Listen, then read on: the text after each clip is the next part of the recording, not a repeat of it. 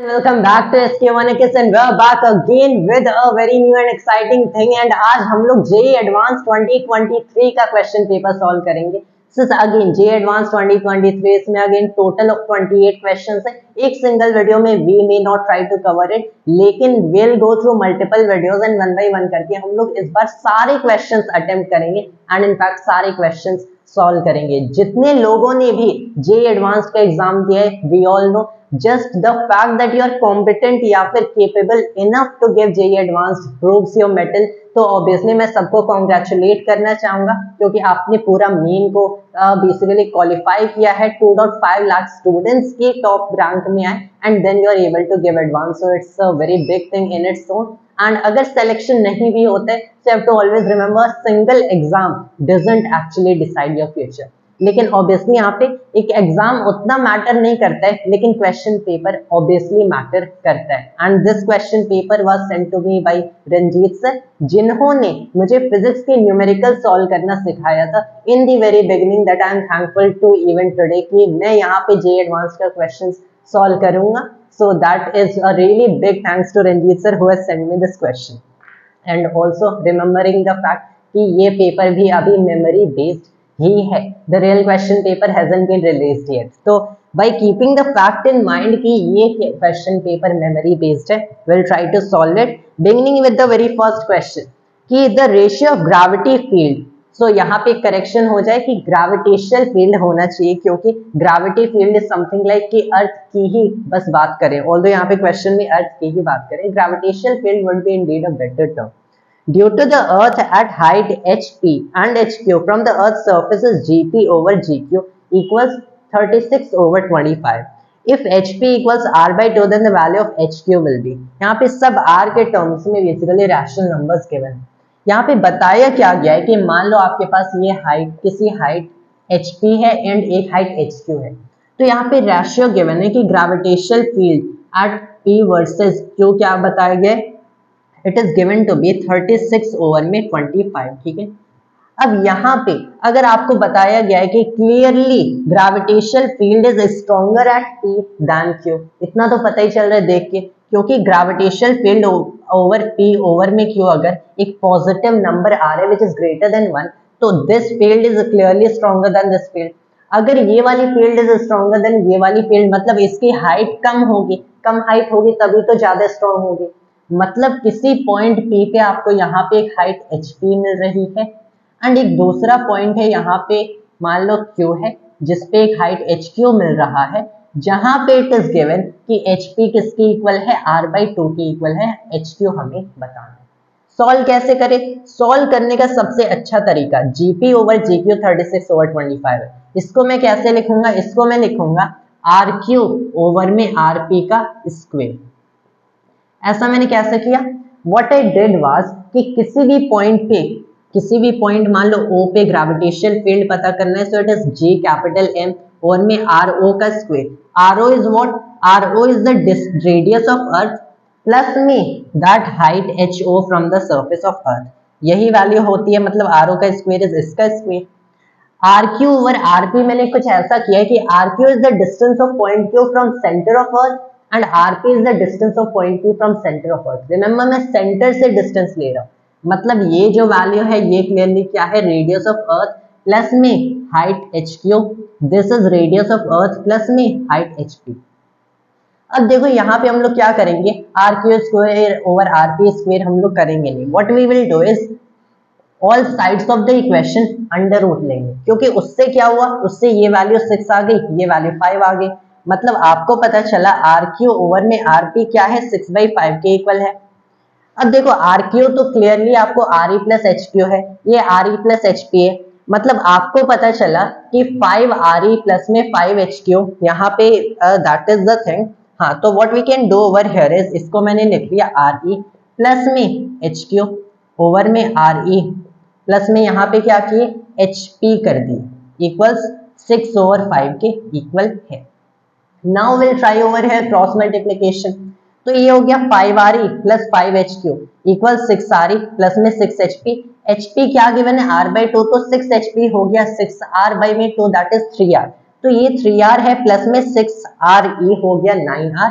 यहाँ पे मैं आर ही लिख रहा हूँ, यहाँ पे मैंने आर लिखा है, so you can clearly write it R as well, both ways work. तो ये हो गया हमारा 9r के इक्वल। यहाँ पे एक आर है आपके पास, देन में you can see clearly over here H Q को मैं यहाँ पे कैसे लिख सकता हूँ, with a little bit of algebra you can write it as 4 over में 5 आर। तो ये जो हमारा 4 ओवर 5 आर है, थोड़ी सी अलजेब्रा से थोड़ी सी मैथ्स करके हमें ये वैल्यू मिल गई, तो ये हमारा करेक्ट आंसर होगा। Let's move on to next question. यहाँ पे नेक्स्ट क्वेश्चन है, two small particles of mass 20 gram and 30 gram are connected with a rigid massless rod of length 10 centimeter. The center of the mass of the system is suspended by a steel wire of torsional spring constant C equals 1.2 times 10 to the power minus 8 Newton meter per radian. If the system is slightly rotated in its plane and angular frequency of its oscillation in radian per second is n times 10 to the power minus 3, then write the value of n. ये एक बहुत ही अच्छा question है which JEE Advanced Exam has presented to us, कि यहाँ पे आपके पास एक रॉड है जिससे दो मासेस कनेक्टेड है, एक 20 ग्राम है, दूसरा 30 ग्राम। अब ये जो दो रॉड है, ये रॉड है, इसके सेंटर ऑफ मास पे, सेंटर ऑफ मास ऑब्वियसली थोड़ा ज्यादा 30 ग्राम के टुवर्ड्स होगा। यहाँ से हम लोगों ने एक स्ट्रिंग से कनेक्ट किया सेंटर ऑफ मास पे, एंड इस स्ट्रिंग की टॉर्शनल कॉन्डिलम C रिप्रेजेंटेड है, एंड इसे बताया गया है 1.2 टाइम्स 10 पे पावर माइनस 8 न्यूटन मीटर पर रेडियन। मतलब एक रेडियन रोटेट करने से एक रिस्टोरिंग फोर्स इतनी न्यूटन, एक रिस्टोरिंग टॉर्क इतनी न्यूटन मीटर की एक्ट करती है। तब हमें बताया गया है कि अगर मैंने इसे रोटेट कर दिया तो एंगुलर फ्रीक्वेंसी ऑफ ऑसिलेशन इसकी कितनी होगी।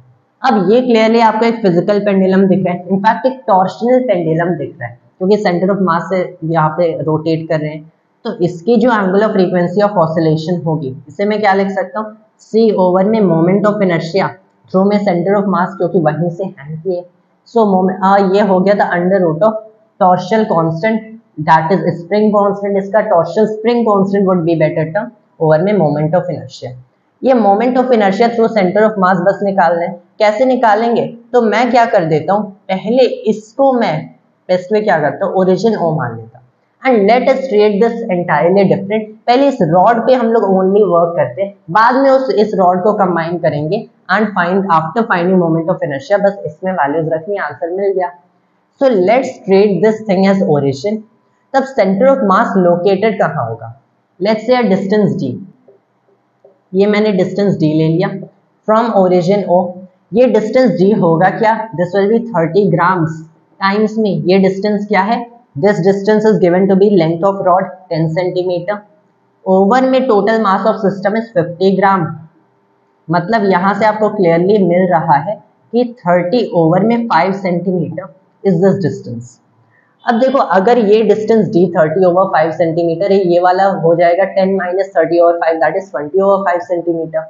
अब मुझे बस क्या करना है कि अगर मैंने मोमेंट ऑफ इनर्शिया निकाल दिया इस पॉइंट के अबाउट, जो कि क्लियरली बहुत इजी होगा, फिर पैरेलल एक्सिस थ्योरम से इस पॉइंट के अबाउट हम लोग मोमेंट ऑफ इनर्शिया निकालेंगे। So we are trying to make it as simple as we can. मैं इस पॉइंट के अबाउट मोमेंट ऑफ इनर्शिया पहले निकाल रहा for a massless rod. Remember, हम लोग ये मासलेस रॉड की assumption ले रहे हैं, which actually JEE Advanced Exam wants us to take, क्योंकि यहाँ पे बताया नहीं गया कि रॉड मासलेस है, नहीं है, इसका इतना मास है, नहीं है। तो इसका मतलब क्या, हम लोग एज्यूम कर सकते हैं कि ये रॉड मासलेस है। तब अगर मैंने मोमेंट ऑफ इनर्शिया कैलकुलेट किया तो अबाउट पॉइंट O, अगर मैंने इसे पॉइंट O के अबाउट इस सिस्टम को रोटेट करता, हो नहीं रहा है, हो तो CM के अबाउट हो रहा है, लेकिन अगर मैं इसे पॉइंट O के अबाउट रोटेट करता तो इसी के पास कुछ एंगुलर मोमेंटम होती या फिर उतनी मोमेंट ऑफ इनर्शिया, यही तो कंट्रीब्यूट करता। कितना करता, 30 ग्राम इंटू में डिस्टेंस है 10 सेंटीमीटर, मतलब 100 centimetre square, that is 3000 gram centimetre square, mr square use किया फॉर अ पॉइंट पार्टिकल। इतना है अबाउट O, ये डिस्टेंस d है, टोटल मास 50 ग्राम है। हम लोग moment of inertia through centre of mass निकालेंगे, the moment of inertia through this axis minus total mass times में डिस्टेंस d का स्क्वायर, दैट इज 3000 माइनस में total mass is 50 gram into में, remember we are using actually CGS unit right क्या, अभी तक हम लोग CGS यूज करें, बाद में विल चेंज।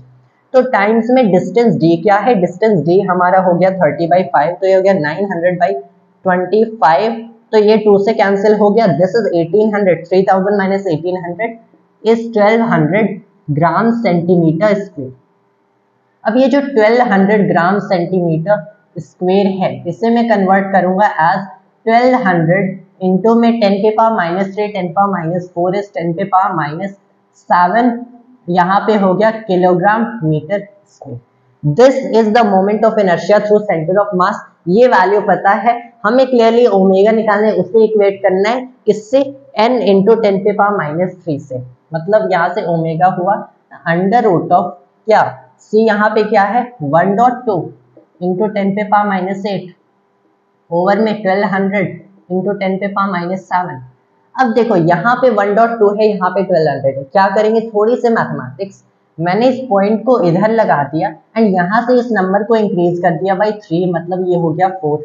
तब ये टर्म कैंसिल हो गया, 10 पावर माइनस 4 ऊपर गया, दिस इज 10 पे पावर माइनस 4 रिमेनिंग है अंडर रूट ऑफ 10 पे पावर माइनस 4 विच इज 10 पे पावर माइनस 2 हो गया, किसके इक्वल n इंटू 10 पे पावर माइनस 3 के इक्वल, मतलब n की वैल्यू क्या आ गई 10 आ गई। ये हमारे क्वेश्चन का आंसर आ गया, really simple.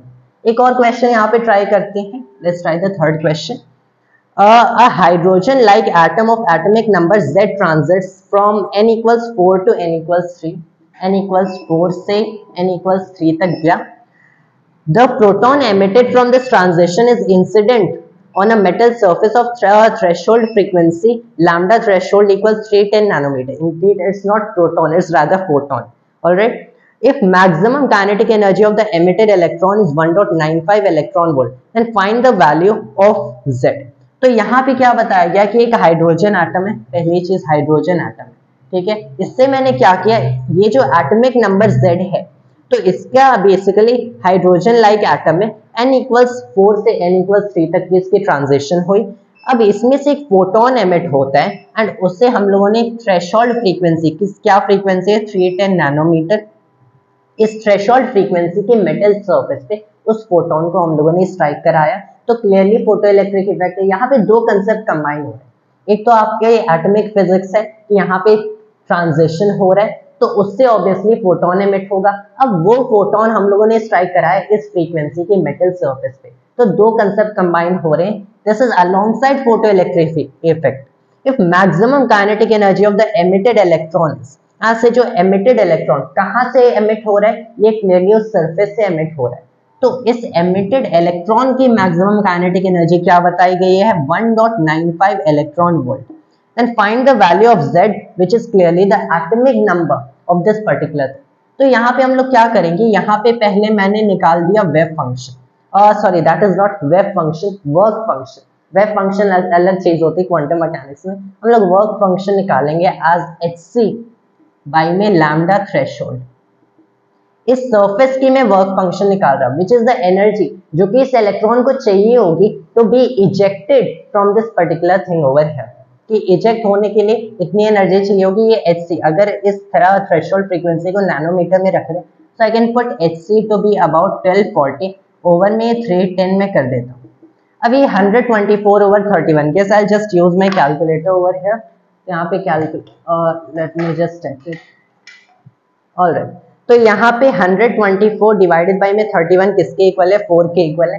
So it seems just about a really simple calculation जिसके लिए हम लोगों ने कैलकुलेटर का यूज किया है। ऑलराइट, तो ये 4 हो गया इसका वर्क फंक्शन। अब यहाँ पे मैं क्या करूंगा, देखो एक फोटोन निकलेगा वो एक इलेक्ट्रॉन को एनर्जी देगा। Clearly for emitting one electron आपको एक फोटोन चाहिए। एक फोटोन के पास एनर्जी कितनी होगी, h टाइम्स f एनर्जी होगी। अब एक फोटोन के पास इतनी एनर्जी है, वो कुछ एनर्जी इसको देगा वर्क फंक्शन को, बेसिकली कितनी वर्क फंक्शन है उसको काउंटर करने के लिए, प्लस में बाकी जो रिमेनिंग एनर्जी होगी दैट विल बी जब वो इलेक्ट्रॉन उस सरफेस से निकल गया तो उसके मैक्सिमम काइनेटिक एनर्जी कितनी होगी। बेसिक फॉर्मूला है जो कि आइंस्टाइन के फोटो इलेक्ट्रिक इफेक्ट की लॉ है। तब यहाँ से अगर मैं चाहता हूँ, मुझे वर्क फंक्शन पता चल गया 4, मैक्सिमम काइनेटिक एनर्जी गिवन है 1.95, तब HF किसके इक्वल हो गया, HF आप यहाँ से देख पा रहे हो, it is clearly equal to 5.95 electron volt. ये 5.95 इलेक्ट्रॉन वोल्ट के इक्वल इस फोटोन की एनर्जी है। अगर ये फोटोन की एनर्जी इतनी है, मतलब जब n इक्वल्स 4 से n इक्वल्स 3 का ट्रांजिशन हुआ तब इतनी एनर्जी रिलीज हुई, तभी तो इतनी एनर्जी दे पा रहा है। तब 5.95 इलेक्ट्रॉन, अब अगर हम लोग इसके फॉर्मूला में रखते हैं, which I don't think I will be able to do over here, तो guess I'll just pause my video and then we continue. Alright, and now we are back once again. अब हम लोग continue करते हैं। यहाँ पे 5.95 electron volt आया। अब देखो जो डेल्टा E होगा ये क्लियरली किसके इक्वल होगा, this will be equal to 13.6 electron volts times में z square 1/n1 square minus 1/n2 square. This is basically the energy released for a transition from n1 to n2। ठीक है, अब देखो यहाँ पे अगर आप देखते हो तो डेल्टा E इतनी ही एनर्जी रिलीज हुई तो counter effect the wave function and give this much maximum kinetic energy. मतलब यहाँ पे इसको मैं 5.95 लिख देता हूँ इक्वल टू 13.6 इलेक्ट्रॉन वोल्ट करेंगे। ये हो गया हमारा z स्क्वायर टाइम्स में 1 क्या हुआ 1/3 का स्क्वायर माइनस में 1/4 का स्क्वायर। यही ट्रांजिशन हुआ था ना। हाँ, n इक्वल्स 4 से n इक्वल्स 3 में। तब यहाँ पे मेरे पास सारी नंबर्स हैं, एक वेरिएबल है, एक इक्वेशन है, क्लियरली सॉल्व कर पाएंगे। z स्क्वायर टाइम्स में 1/9 माइनस 1/16 किसके इक्वल है, 5.95 ओवर में 13.6 के इक्वल है। तो इसे मैं क्या करता हूँ, again guess I just use my calculator over here. ये हो गया 5.95 ओवर में 13.6। तो ये जो वैल्यू है ये 7/16 की इक्वल आ रही है। ठीक है, अब यहाँ पे z स्क्वायर ये नंबर क्या है 1/9 माइनस में 1/16, ये क्या है 7 टाइम्स में हो गया 7/144 किसके इक्वल है 7/16 के इक्वल है। ये यहाँ से कैंसिल हो गया। z स्क्वायर क्या आ रहा है 144 डिवाइडेड बाई में 16, अगेन अंडर रूट करेंगे, मतलब z की वैल्यू क्या है यहाँ पे 144 इज 12, इसका डिवाइडेड बाई में 4 हो गया, that is 3 of N atomic number. Basically अगर आप देखते हो तो 3 this will be the atomic number. तभी ये जो हाइड्रोजन लाइक एटम है, जो भी हमारे पास एटम है, remember this isn't exactly a hydrogen atom, this is a hydrogen like atom. अब हाइड्रोजन लाइक क्यों कहा गया है, दैट इज कि हमारी ये थ्योरी यहाँ पे वर्क करेगी, हाइड्रोजन लाइक एटम है and then we have combined it with the laws of photoelectric effect, तब हमें पता चला इसका एटॉमिक नंबर क्या है। तो ये हम लोगों ने थर्ड क्वेश्चन कर लिया। Let's try the fourth question now. Let me put the calculator aside. Fourth question करते हैं, यहां से मैं स्टार्ट करता हूँ। This is indeed a very good question कि in a circuit shown in the figure, the capacitor C is initially uncharged and the key K is initially open. In this condition, a current of 1 ampere flows through the 1 ohmega circuit. The key is closed at a time t equals t naught. Choose the correct option given e power minus 1 equals 0.36. यहाँ पे एक kind का this complicated circuit given है, which is here 15 volt. यहाँ पे एक resistance आपके पास R हो गया, यहाँ पे एक रेजिस्टेंस आपके पास 1 ओमेगा हो गया, then you have over here a 5 volt, यहाँ पे 5 वोल्ट है, then you have over here a 3 omega and then you have here another 3 omega and उसके बाद में here you have 2 micro farad. ठीक है, यहाँ पे करंट I1 फ्लो कर रहा है, यहाँ पे 3 ओम, तो guess we have already all the values except यहाँ पे 1 एम्पियर का करंट है एंड यहाँ पे एक स्विच को रखा गया है until time t equals t naught. एक करंट 1 एम्पियर फ्लो कर रहा था through 1 omega and you have to remember ये भी कंबाइंड है and you have to remember कि अभी इसे क्लोज नहीं किया गया था, t इक्वल्स t नॉट पे क्लोज किया गया। ऑप्शंस में है कि बिफोर दिस थिंग, ऑब्वियसली नहीं, बिफोर नहीं, रेजिस्टेंस R को ऐसे ही बता दिया गया कि R equals 3 omega. Option B है कि before t equals t naught I1 equals 2 ampere, ये करंट 2 एम्पियर है। Option C is at t equals t naught plus 7.2 microsecond current in the capacitor equals 0.6 ampere, इसके through जो current flow कर रहा है that is 0.6 ampere. Option D is कि at t equal as t approaches infinite charge on the capacitor is 12 microcoulomb. तो यहाँ पे हम लोग 1 by 1 सारे ऑप्शंस ट्राई करेंगे। जैसे फर्स्ट ऑप्शन में गिवन है कि R equals 3 omega, so let's try finding R। कैसे निकालेंगे, we'll use the laws given by the great physicist Kirchhoff. हम लोग किरचॉफ का लूप रूल यूज करते हैं। यहाँ पे हम लोग क्या करते हैं, एक ऐसे लूप बनाते हैं, ठीक है, well try travelling across this loop, एक ऐसे लूप बनाते हैं, well try travelling across this loop यहाँ से रेजिस्टेंस R पता चल सकता है। कैसे पता चलेगा? You will find something like this कि जब मैं यहाँ पे ट्रैवल करूंगा थ्रू दिस लूप, तब क्लियरली यहाँ से नेगेटिव से पॉजिटिव पे जा रहे तो 15 वोल्ट का एक पॉजिटिव पोटेंशियल, एक पॉजिटिव वोल्टेज मिलता है। We are travelling along with the current through the resistance, तो माइनस में अगर एक करंट इतनी IR फ्लो करती है इसके थ्रू, तो माइनस में IR टाइम्स में कैपिटल R। फिर ये करंट यहाँ पे आती है, उसके बाद में यहाँ पे कितने करंट फ्लो करती है? यहाँ पे फ्लो की एक काइंड की current which is 1 ampere times में, तो ये 1 वोल्ट का इतना मिलता है। So let's clearly just right it 1। फिर हम लोग पॉजिटिव से नेगेटिव में in the EMF source travel करें, तो ये क्या हो गया? ये में हो गया माइनस में 5, किसको मैं इसकी इक्वल करूंगा? 0 के equal. That is the loop rule कि अगर यहाँ से स्टार्ट किए तो एक क्लोज लूप में ट्रैवल करने के बाद उसी पॉइंट पे आने के बाद टोटल वोल्टेज आपको 0 मिलनी चाहिए। एंड तब अगर this actually happens, so this is nothing just but the conservation of energy, जिसको किरचॉफ ने in the form of is loop rule दिया था। यहाँ से IR टाइम्स में कैपिटल R क्या मिलेगा? This is clearly equal to 9, ये तो 9 वोल्ट के इक्वल आएगा। Let's travel across another loop. इस बार क्या करें? मान लो यहाँ से इस पॉइंट से मैंने स्टार्ट किया, अक्रॉस दिस ट्रैवल किया, तो मुझे क्या मिलेगा? पहले 5 वोल्ट यहाँ पे क्लियर है, फिर we are travelling actually opposite to the direction of current this time. इस बार opposite to direction of current, तो यहाँ पे प्लस में ये 1 हो गया, ठीक है। अब यहाँ पे अगर आप देखते हो तो मेरा क्लियरली पता चल रहा है कि 1, ये जो I1 करंट यहाँ पे फ्लो करे, यहाँ पे भी उतना ही फ्लो करना चाहिए, मतलब यहाँ पे भी उतना ही फ्लो करना चाहिए। तो फिर ये हो गया, अगर we are travelling in the direction of current, से ये -3 हो गया, तो इसको मैं किसके इक्वल करूंगा? And then you have another current of minus में I1, यहाँ पे माइनस में 3I1, इसको मैं करूंगा इक्वल टू 0। मतलब यहाँ से I1 क्या पता चला? 2 एम्पियर पता चला, लेकिन यहाँ से तो हमें I1 मिला। How do we find IR? तो यहाँ पे किरचॉफ का सेकंड रूल अप्लाई करेंगे कि एट दिस जंक्शन, अगर आप देखते हो IR यहाँ पे इस जंक्शन में इंटर किया, इधर 1 एम्पियर गया, इधर I1 गया, तो आपको क्लियरली पता चल रहा है कि IR should be equal to 1 plus I1, मतलब ये पता चला as 3 ampere. If this is coming out to be 3 ampere, तो आपको क्लियरली पता चलता है कि R की वैल्यू क्या आएगी? 9 में 3 ओमेगा आएगा। तो यहाँ पे जो ऑप्शन ए है, जहां पे बताया गया कि R 3 ओमेगा है, this option A is actually correct. Option B is कि before t equals t0 I1 equals 2 ampere, and while solving for R only हमें पता चला कि I1 एक्चुअल में 2 एम्पियर है। यहाँ से ये भी पता चल जाता है कि B क्या है? B भी सही। अब हमें सॉल्व करना पड़ेगा for after t equals t0 plus 7.2 microsecond में current in the capacitor equals 0.6 ampere. यहाँ पे थोड़ी टेडियस मैथमेटिक्स हो सकती है, कैसे करेंगे? इसे और सिंप्लीफाई करना पड़ेगा।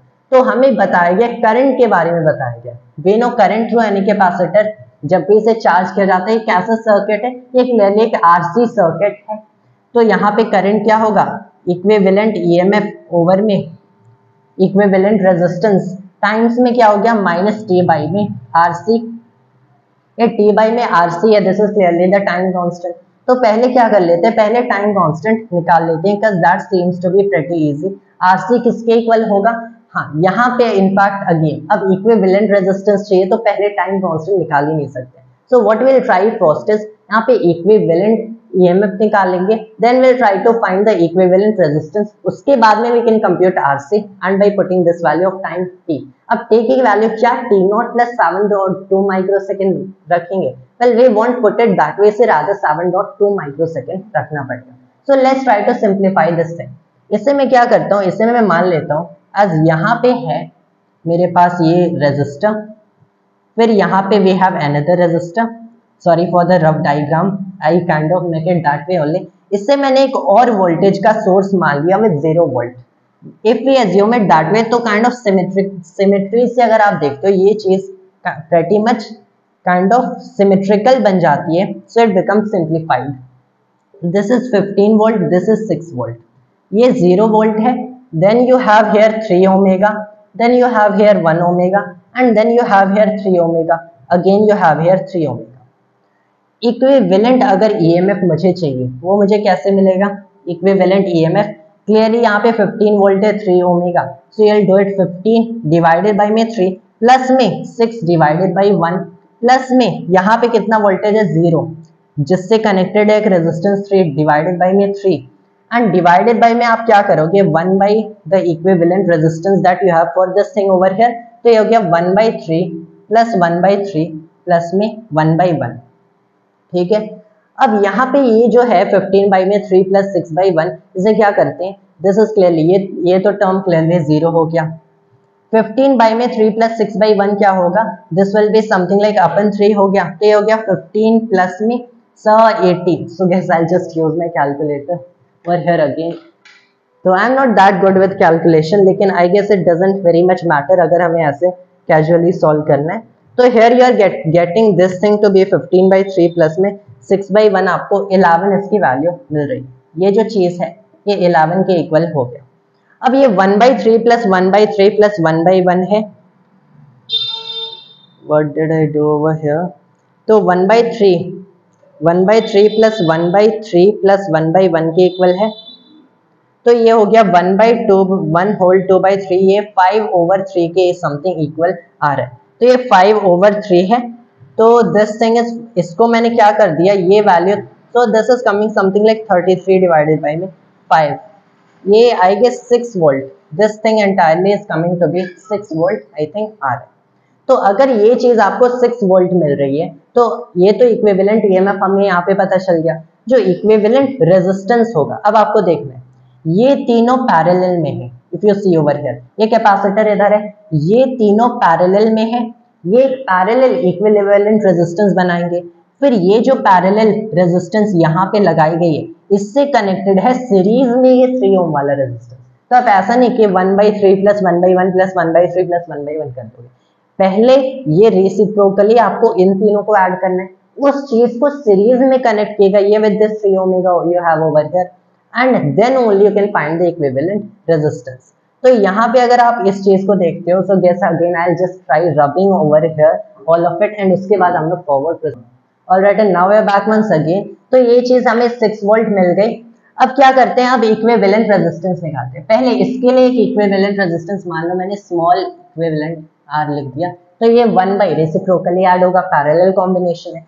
कैपेसिटर्स के लिए पैरेलल में आप बेसिकली अलजेब्रिकली ऐड करते हो, सीरीज में रेसिप्रोकली ऐड करते हो। रेजिस्टर्स के लिए पैरेलल में रेसिप्रोकली एंड सीरीज में अलजेब्रिकली। तो ये क्या हो गया, ये हो गया 1 बाई 1 प्लस 1 बाई 3 प्लस में 1 बाई 3। यहाँ पे अगर आप देखते हो अपन 3 है आपके पास, एंड डिवाइडेड बाई में ये हो गया 2 प्लस में 1 प्लस में 1, इनफैक्ट 3 प्लस 1 प्लस 1, तो ये 5 हो गया 5 बाई 3। मतलब आपके पास यहाँ पे आर इक्विवेलेंट है 3 बाई 5 ओमेगा, इन तीनों का इक्विवेलेंट रेजिस्टेंस। इसको सीरीज में कनेक्ट किया गया है विद 3 ओमेगा, मतलब अब यहाँ पे जो टोटल इक्विवेलेंट रेजिस्टेंस आ रही है इट इज 3 बाई 5 प्लस में 3, यहाँ पे अगर आप देखते हो इट इज 18 बाई में 5 ओमेगा। तो 18 बाई 5 ओमेगा ये इक्विवेलेंट रेजिस्टेंस आ रही है। अब जो करंट है इसे हम लोग कैसे निकालेंगे, तो equivalent EMF over equivalent resistance over equivalent times में हो गया e पे power minus t by R C. Alright, तब यहाँ पे अगर आप देखते हो तो इसे मैं काइंड ऑफ करूंगा, इक्विवेलेंट ईएमएफ क्या हमारी निकली थी 6 डिवाइडेड बाई में इक्विवेलेंट रेजिस्टेंस क्या है 3 बाई 5 है, 3 इट्स रादर 18 बाई 5 टाइम्स में e पे पावर क्या कर दिया माइनस में t बाई आर सी। अब आर सी क्या होगा 18 बाई 5 इंटू में कैपेसिटेंस इसकी क्या गिवन है 2 माइक्रोफैरड, सो 2 में माइक्रोफैरड हो गया।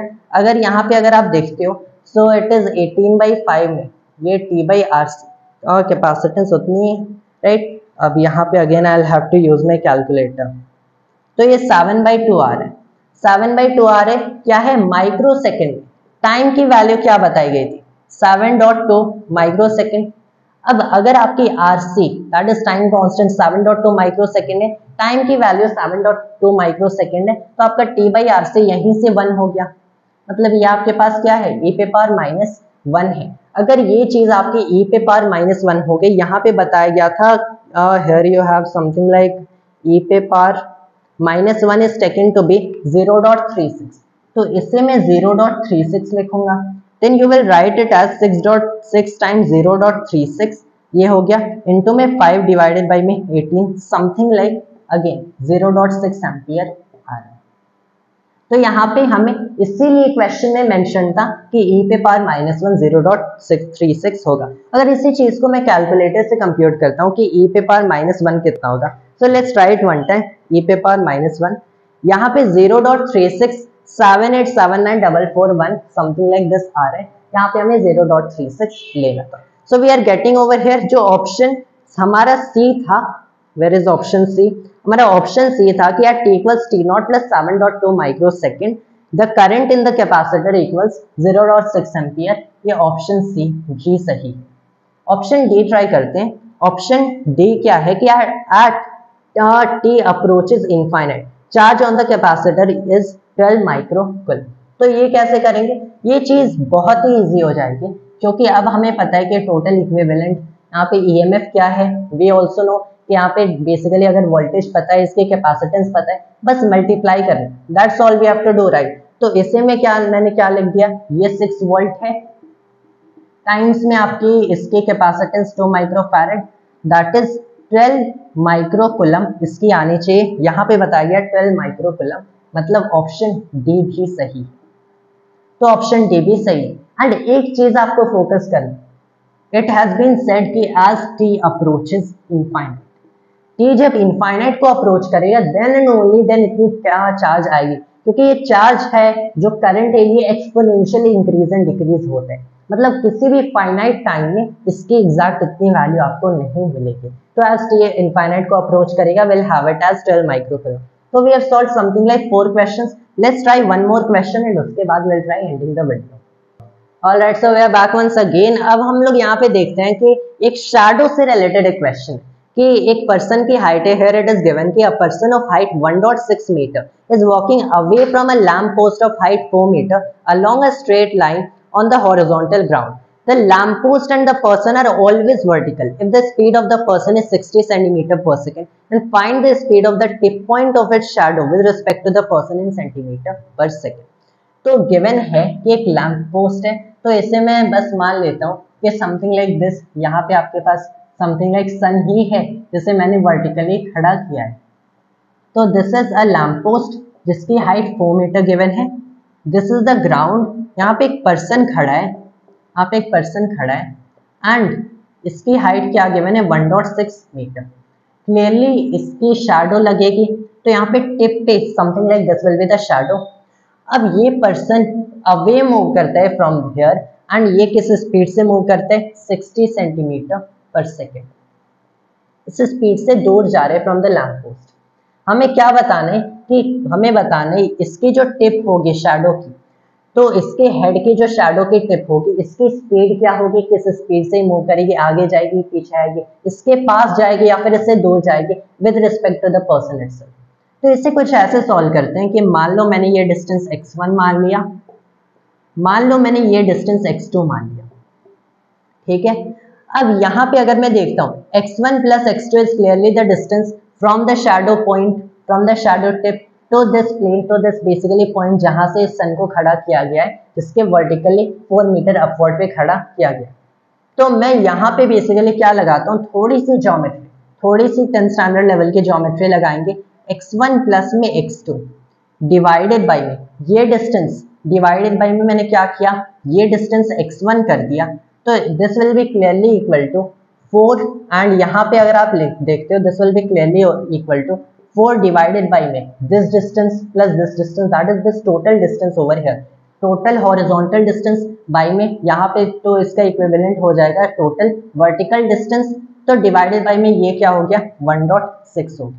4 डिवाइडेड बाई में 1.6 को मैं लिखूंगा 40/16, तो ये क्लियरली हो गया, किससे कैंसिल होगा, ये 8 से शायद कैंसिल होगा, let's try cancelling it by 2, तो यहाँ पे 20 हो गया, यहाँ पे 8 हो गया, अब ये 4 10 तो 5 2, तो ये 5/2 के क्लियरली इक्वल आ रहा।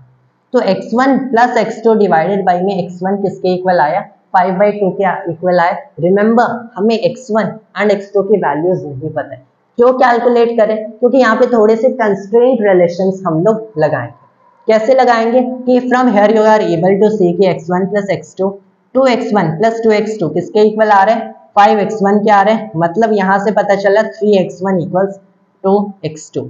ठीक है, अब क्या करेंगे, अगर आप देखते हो ये जो पर्सन चल रहा है तो ये 60 सेंटीमीटर पर सेकंड से चल रहा है, मतलब 60 सेंटीमीटर पर सेकंड से ये डिस्टेंस x2 इंक्रीज होगी, क्योंकि ये तो रेस्ट पे खड़ा है। अगर 60 सेंटीमीटर पर सेकंड से ये डिस्टेंस इंक्रीज होगी, आपको पता है कि d of x2 over dt, मैंने क्या लिख दिया, 60 सेंटीमीटर पर सेकंड लिख दिया। इस पर्सन के शैडो के टिप की जो स्पीड होगी with respect to the person itself, this is the speed जिससे ये डिस्टेंस x1 कम होगी, right, that is the speed कम होगी, ज्यादा होगी, दैट इज कि जिससे ये डिस्टेंस x1 चेंज होगी। तो हमें इन दी एंड निकालना क्या है, हमें बस dx1 ओवर dt ही निकालना है, that will be our answer. तो अगर मुझे dx2 ओवर dt पता है, x1 मैं कैसे लिख रहा हूँ, x1 I am writing as 2/3 of x2, मतलब d of x1 over dt क्या है, it is 2/3 of d of x2 over dt। x2 क्या है, 60 centimetre per second, so it will be just 2/3 of 60 centimetre per second, मतलब क्या, this is 40 centimetre per second speed. तो यहाँ से हमने बस थोड़ी सी कंस्ट्रेंट रिलेशंस लिखे, यहाँ पे थोड़ी सी ज्योमेट्री उसकी हाई स्कूल लेवल की, कि दिस डिस्टेंस ओवर में अगर ये डिस्टेंस देखते हो so it should be this distance over this distance, and उसके बाद हमारा ये क्वेश्चन उससे ही जस्ट सॉल्व हो गया, which was in fact a JEE advanced question. तो थोड़ी सी यू हैव कंबाइंड कंसेप्ट, जैसे कुछ दिन पहले मैंने एक वीडियो बनाया था about the difference between JEE main and JEE advanced, and I told that कि कैसे जेईई एडवांस मल्टीपल कंसेप्ट को एक साथ कंबाइन करते हैं and then it will give you question. JEE advance is nothing but JEE main के बहुत सारे कंसेप्ट, बहुत सारे क्वेश्चंस कंबाइन हो गए एंड तभी जेईई एडवांस का क्वेश्चन बनता है। That was all for today and will be returning with more JEE advance question, पूरा पेपर सॉल्व करेंगे, but all for this video and thanks to all viewers.